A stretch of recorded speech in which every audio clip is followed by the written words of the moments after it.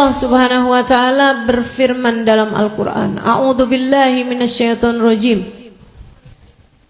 Qul in kuntum tuhibbunallaha fattabi'uni yuhibbukumullah wa yaghfir lakum dzunubakum.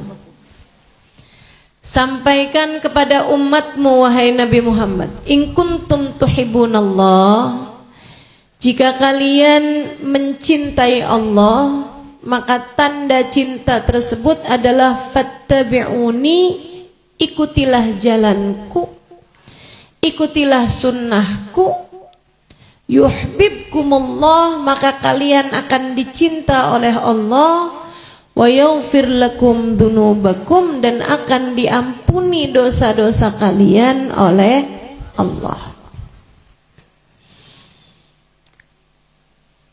Saudariku sekalian, saya teringat kisah yang disampaikan oleh Sayyidah Halimah As-Sa'diyah. Beliau menceritakan, kuntu ma'as sab'in, saya bersama dengan 70 orang turun kami dari Taif untuk bekerja menyusui anak-anak bayi dari kota Mekah. Kami turun dalam satu musim, dalam setahun. Mereka itu udah waktunya, musimnya turun ke kota Mekah atau kota-kota yang lainnya untuk mengambil anak-anak yang baru dilahirkan dalam bulan-bulan tersebut. Untuk apa? Untuk mereka bawa ke kampung mereka di Taif, dan mereka menyusui anak-anak bayi tersebut dan dikembalikan sesudah 2 tahun berikutnya. Dalam masa-masa itu, dalam 2 tahun tersebut, mereka akan dibayar sebagai yang menyusui, dibayar air susunya, begitu ya, setiap bulannya. Nah, itu ada aturannya tuh di masa tersebut. Katanya Halimah, saya bersama 70-an wanita yang sedang menyusui turun ke kota Mekah hari tersebut. Bahasanya turun karena Taif itu adalah dataran tinggi, pegunungan, teman-teman sekalian. Sementara Mekah itu termasuknya daerah lembah, ya, jadinya turun. Kita kebalik nih, kita kalau bilang haji itu bukan turun haji tapi naik haji. Sedikit sekalian yang saya muliakan, dia bilang kami pun bermalam, bikin tenda-tenda di Hudaybiyah, daerah dekat Mekah. Kemudian pada pagi harinya kami turun mencari bayi untuk kami susui. Dengerin nih cerita indah. Malam hari tersebut, saya, suami, dan anak bayi kami tidak bisa tidur lelap. Kenapa? Karena satu, kami tidak cukup makan. Bahkan unta yang kami bawa tidak cukup keluar air susunya. Sehingga akhirnya air susu saya jadi kurang. Itu sebabnya anak bayi saya, anak saya, karena kan orang punya air susu karena punya anak bayi. Dia bilang anak bayi saya nggak bisa tidur karena kelaparan, nggak cukup air susunya.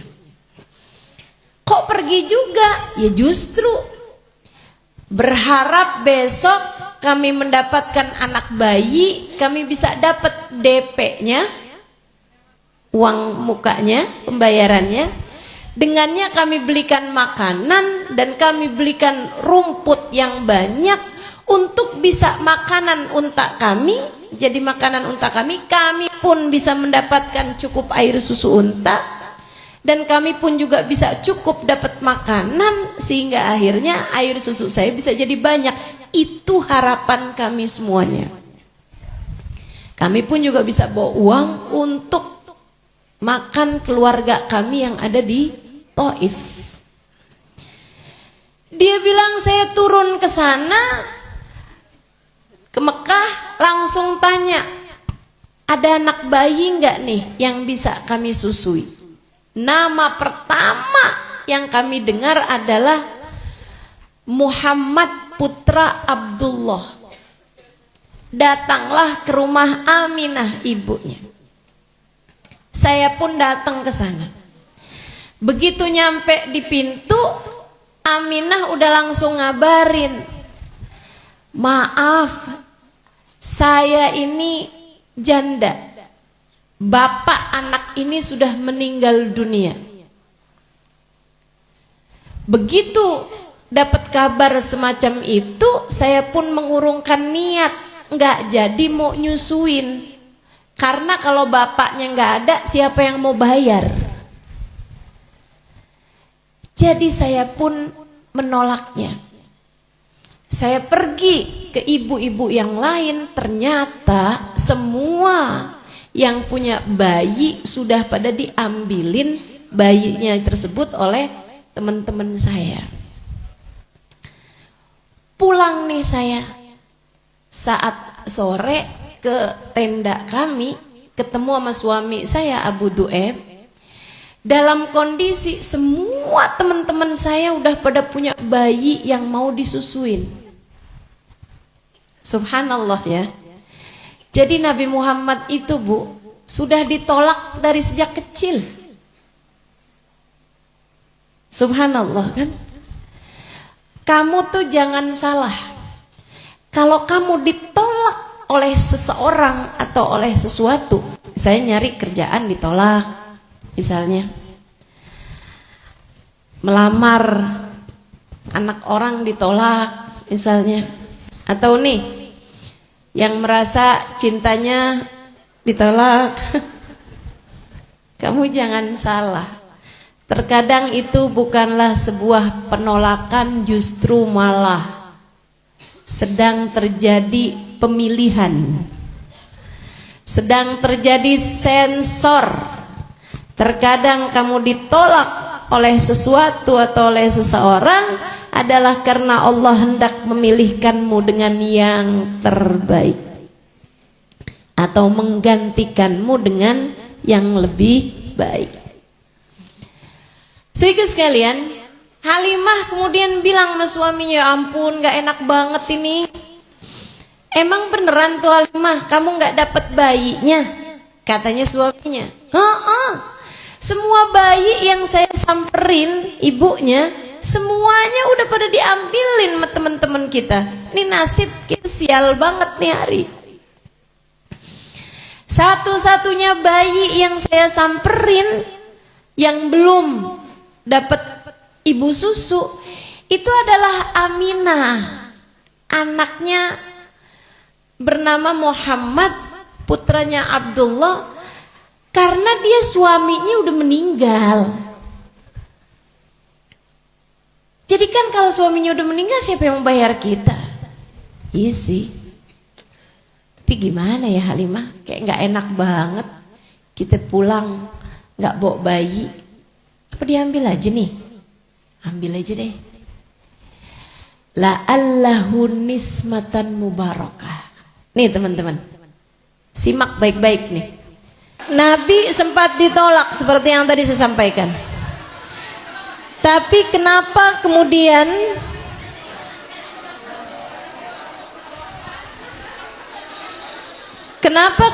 Halimah dan Abu Du'aib dipilih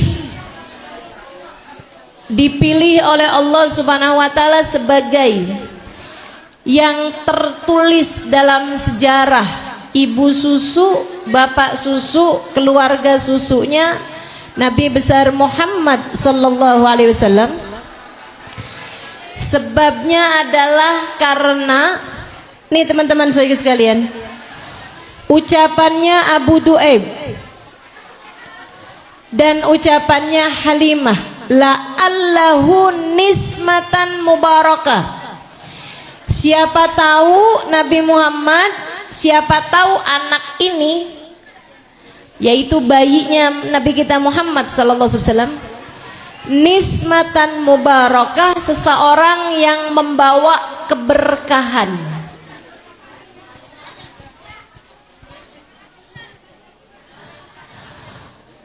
Allah memilih Abu Du'aib dan Halimah menjadi keluarga yang menyusui Nabi Muhammad adalah karena mereka nggak ngarep duit.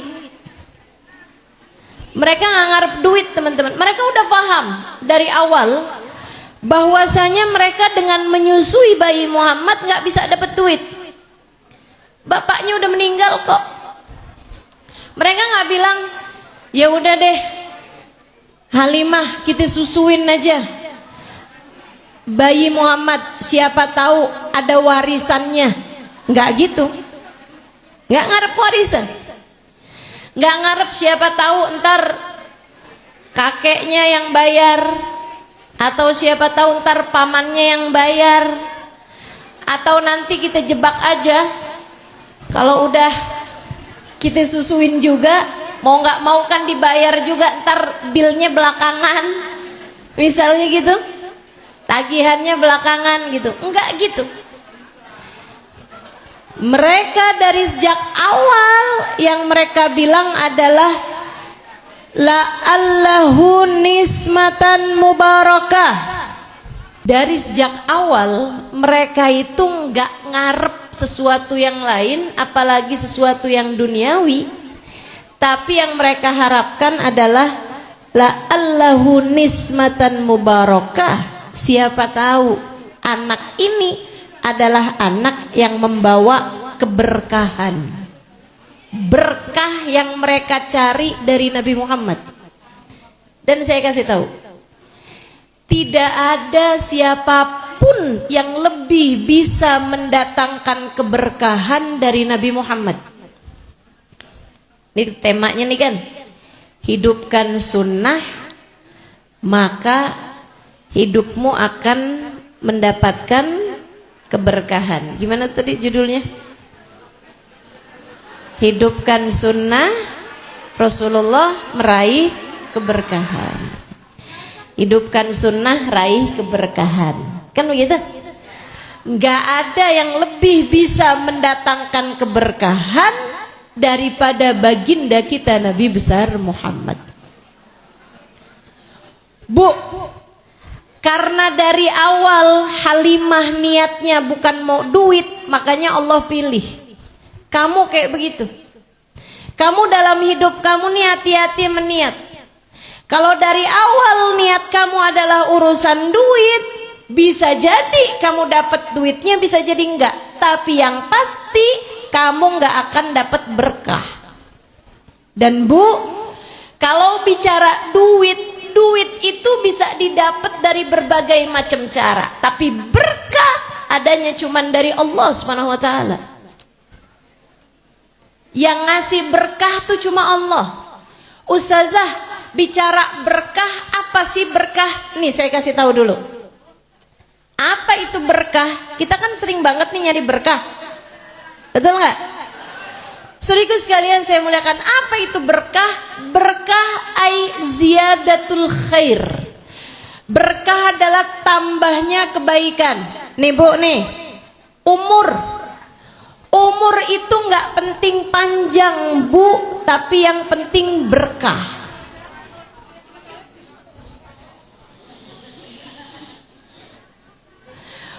Umur yang berkah, nih ada orang umurnya 40 tahun. Tapi umur 40 tahun itu dia nggak ngapa-ngapain dalam umurnya. Ya kayak kawinannya itu juga rumah tangganya ya biasa-biasa aja. Ntar dia ngomel sama lakinya, lakinya ntar ngomel sama dia, ntar dia ngomel sama anaknya, anaknya ntar ngambek sama dia. Gitu aja hidupnya. Berasa nggak tuh kayak siapa?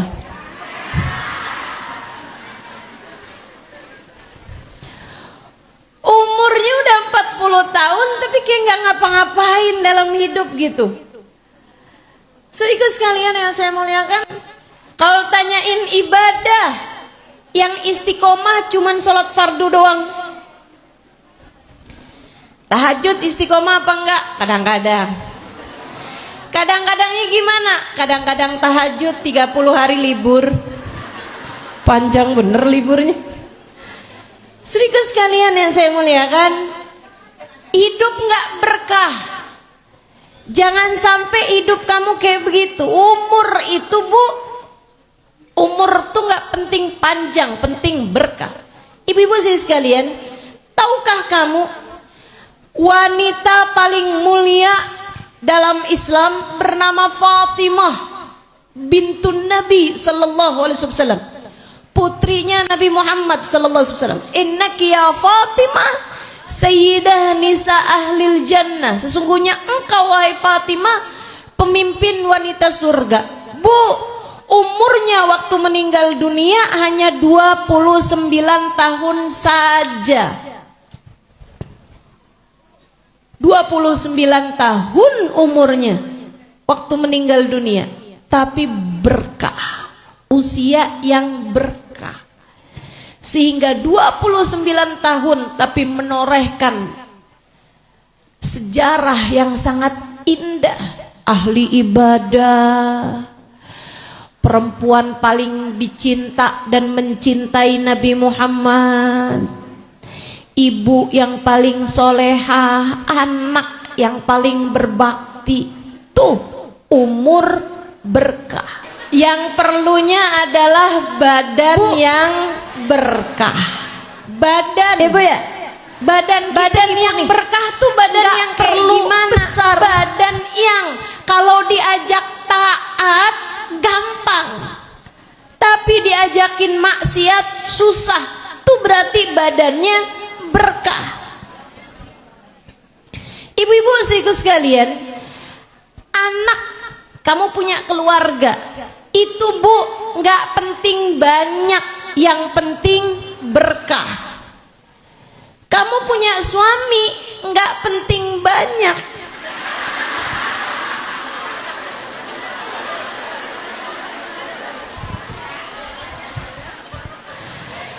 kamu punya suami satu aja Bu, kan begitu ya. Yang penting punya suami yang berkah. Apa-apaan tuh yang penting berkah. Harta nih Bu, harta, duit, Ibu nggak penting banyak, percaya saya. Percaya saya.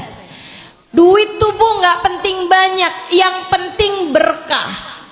Duit yang berkah tuh yang kayak gimana? Yang kalau dipakai buat taat ada aja gitu jalannya. Tapi begitu dipakai buat maksiat nggak bisa aja gitu. Itu namanya duit yang berkah.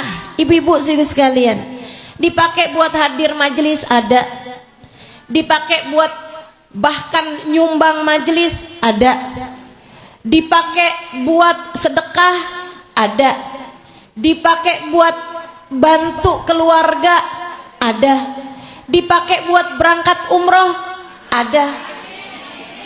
Ibu-ibu sekalian, itu namanya uang yang mubarakan, harta yang berkah.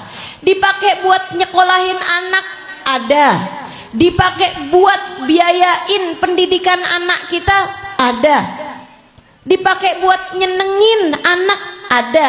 Itu namanya uang yang berkah. Ibu, ada banyak orang-orang duitnya banyak Bu, tapi dipakai buat kebaikan susah banget keluarnya. Tapi giliran dipakai buat kemaksiatan, dipakai buat jalan dosa, lancar bener keluarnya. Kadang duitnya banyak, tapi akhirnya dipakainya buat naudzubillah, bayar polisi karena anak ketangkep narkoba. yang kayak beginian nih duit-duit yang gak berkah nih. Duit yang gak berkah. Anak gak bisa naik kelas, akhirnya kemudian nyuap sekolah. Itu namanya duit yang gak berkah. Tapi kalau duit yang berkah tuh dipakainya buat barang bagus semuanya. Ini yang dicari sama Halimah. Halimah As-Sa'diyah ketika mengambil bayi baginda kita Nabi besar Muhammad. Saya ceritakan kelanjutannya. Indah luar biasa. Ibu dengerin, jangan cuman pakai telinga tapi pakai mata hati. Pakai telinga hatimu. Ceritanya Halimah. Katanya Halimah, saya pun begitu sepakat sama suami, kita ambil aja deh bayi Muhammad, la'allahu nismatan mubarakah, siapa tahu dia adalah anak yang bawa berkah. Saya pun menuju rumahnya Aminah. Saya masuk di sana tuh saya bilang, Aminah, saya udah diskusi sama suami, kami bersepakat untuk mengambil bayi Muhammad untuk kami bawa, kami susui di tempat kami 2 tahun. Aminah bilang, kamu udah saya kasih tahu Halimah sebelumnya, saya ini nggak punya suami, jadi kamu kalau ngambil bayi saya nggak ngerti gimana bayar kamu, saya nggak punya papa Halimah. Saya seorang perempuan yang gak punya uang. Saya gak punya harta buat bayar kamu. Bu, Halimah bilang, nih Bu, dari zaman dulu tuh ternyata perempuan emang kebagi 2. Ada yang mata duitan, ada yang gak mata duitan. Dan ternyata Bu, dari zaman dulu perempuan-perempuan beruntung adalah perempuan-perempuan yang enggak mata duitan. Nih, kamu liatin. Kalau kamu lihat diri kamu masih mata duitan aja sampai sekarang, hati-hati, hati-hati. Khawatir tidak menjadi perempuan yang beruntung, hati-hati, hati-hati. Halimah Bu, begitu dibilang Halimah, kamu udah saya kasih tahu saya nggak punya suami, jadi saya nggak bisa bayar kamu nih Halimah. Halimah bilang, Aminah kamu jangan pikirin masalah bayarannya. Saya mau ngambil bayi kamu nih Halimah, Aminah tidak berharap bayaran. Saya ataupun suami saya nggak berharap bayaran. Saya hanya berharap anak ini membawa keberkahan dalam kehidupan kami. Bu, itu diomongin sama Halimah dalam keadaan Halimah perlu banget sama duit sebenarnya, karena dia lapar, suaminya lapar, anaknya lapar, sampai semalaman gak bisa tidur nyenyak, nangis sepanjang malam karena kelaparan. Dan Halimah bisa bilang, saya nggak ngarep duit dengan saya menyusui anakmu ini. Yang saya harapkan adalah dia seseorang yang membawa keberkahan. Ibu-ibu sekaligus sekalian saya muliakan, Aminah bilang, kalau itu tujuanmu Halimah, kamu nggak salah, anak ini adalah anak yang sangat membawa keberkahan. Saya bahkan nggak tahu kalau saya hamil dia, karena semua kesakitan saya nggak ada. Kesakitannya perempuan hamil nggak saya rasakan. Justru malah yang asalnya saya sering sakit perut, sering masuk angin, sering sakit kepala, begitu hamil hilang semua sakit saya, berkahnya anak yang saya kandung ini. Oh, Aminah Halimah seneng banget tuh. Dia kemudian dibilang, silakan ambil bayi Muhammad. Ada di dalam kamar itu, saya akan siapkan pakaiannya. Bu, Halimah menuju tuh kamar. Disibak kamar tersebut, subhanallah, bayi Muhammad ada di sana. Umur 3 hari, Bu, bayinya Nabi Muhammad sallallahu alaihi wasallam. Coba nih kenalan sama Nabi Muhammad dari sejak usianya 3 hari. Halimah cerita, saya sibak kamar tersebut, saya lihat seorang bayi sedang tergeletak di atas tempat tidur itu. Bayi tersebut usianya baru 3 hari. Tapi begitu saya sibak ruangan itu, bayi itu melihat kepada saya. Kemudian dia tersenyum. Saya nggak pernah lihat ada bayi umur 3 tahun. Itu umur 3 hari. Umur 3 hari. Yang seperti itu keadaannya. Biasanya anak bayi 3 hari tuh, Bu, tuh belum bisa lihat. Belum bisa juga. Kalau dengar udah bisa ya, tapi belum bisa lihat, belum bisa menyadari kehadiran seorang. Ini enggak. Nabi Muhammad dari usia 3 hari, dia udah bisa langsung lihat siapa yang berdiri di situ. Kemudian dia udah senyum. Halimah bilang, saya pun gak tahan hati. Saya ketika ngelihat bayi tersebut, saya kayak bukan ngelihat anak orang, tapi saya kayak ngelihatnya anak saya sendiri. Hati saya dipenuhi dengan kerinduan, kayak dia adalah anak saya yang udah lama pergi, kemudian saya berjumpa lagi dengannya. Saya pun menuju kepada bayi kecil tersebut. Kemudian saya ambil bayi tersebut, saya dekap.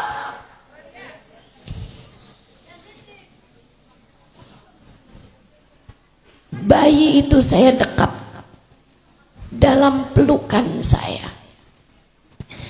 Saya dekap bayi tersebut. Entah dari mana air mata saya bercucuran. Saya berasa rindu sekali dengan anak ini. Saat itulah keberkahan pertama terjadi. Air susu saya yang semula kering, nggak ada isinya, mendadak menjadi banyak. Saya pun duduk, kemudian mulai menyusui bayi tersebut. Saya mulai dari yang kanan. Dan biasa ibu-ibu tuh kan kalau nyusu suka ganti-ganti. Dia bilang sesudah beberapa waktu yang cukup, saya pun pindahkan kepada yang sebelah kiri. Dia gak mau nyusu. Dia berhenti nyusu. Wah, kamu sudah kenyang, Nak?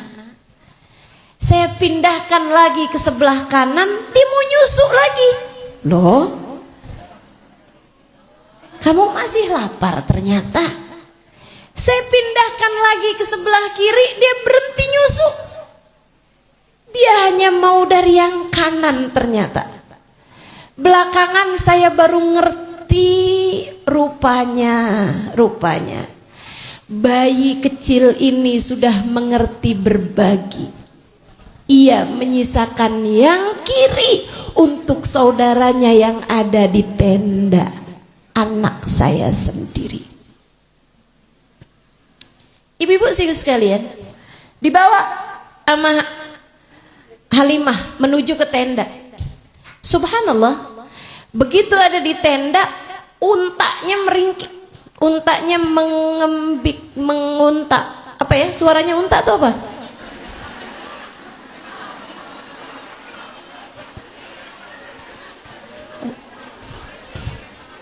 Bahasa kita nggak lengkap nih. Apa karena nggak ada unta apa gimana?